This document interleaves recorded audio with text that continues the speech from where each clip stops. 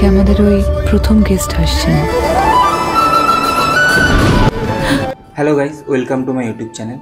আজকে আমি আলোচনা করব আসন্ন বাংলা ছবি গৃহপ্রবেশের ট্রেলার নিয়ে। তোমরা ইন্ট্রো দেখে বুঝতেই পেরে গেছো, তাহলে চলো দেরি না করে শুরু করি।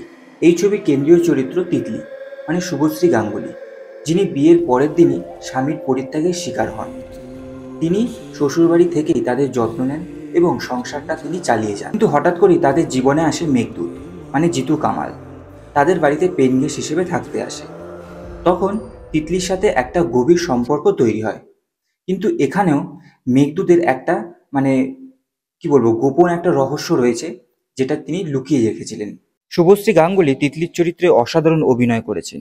তার মৃদু অভিব্যক্তি ও সংযত আবেগ চরিত্রটিকে জীবন্ত করে তুলেছে। কৌশিক গাঙ্গুলি ও সোহিনী সেনগুপ্ত শ্বশুর শাশুড়ির ভূমিকায় দুর্দান্ত অভিনয় করেছেন।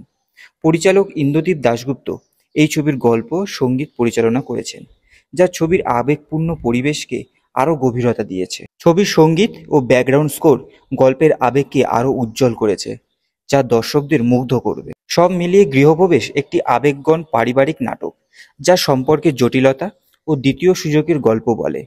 যারা সংবেদনশীল ও সম্পর্ক ভিত্তিক গল্প পছন্দ করেন, তাদের জন্য এই ছবিটি অবশ্যই দেখার মতো। ট্রেলার দেখে আপনার কেমন লেগেছে কমেন্টে জানাতে ভুলবেন না। আর এরকম রিভিউ পেতে আমাদের চ্যানেলটিকে সাবস্ক্রাইব করুন। ধন্যবাদ। দেখা হবে পরের ভিডিওতে।